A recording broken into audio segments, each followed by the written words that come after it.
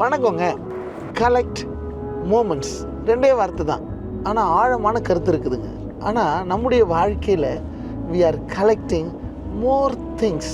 You are dumping things into your house, into your heart, wherever you live. என்ன செய்தாலும் அங்கே நிறைய பொருட்களை சேகரித்து கொண்டு இருக்கிறோம். வாழ்க்கை ரொம்ப அழகானது. அதில் நம்ம ஒரு ட்ராவலராக நம்ம வந்திருக்கிறோம். we travel to many places. ஆனால் மூமெண்ட்ஸை நீங்கள் கலெக்ட் பண்ணிட்டு இருக்கிறீங்களா? சிறிது யோசிச்சு பாருங்கள். ஆண்டவரோடு கூட அவருடைய சீஷர்கள் 3.5 ஆண்டுகள் ஊழியம் செய்த போது நிறைய காரியங்களை ஆண்டவர் அவர்களுக்கு கற்றுக் கொடுத்தார், பேசினார். அவங்க ரொம்ப பிஸியாக இருந்ததுனால சீஷர்கள் நிறைய காரியங்களை மறந்து போனார்கள், கவனிக்காமல் போயிட்டாங்க. அந்த மோமெண்ட்ஸை கேப்சர் பண்ணாமல் விட்டுட்டாங்க.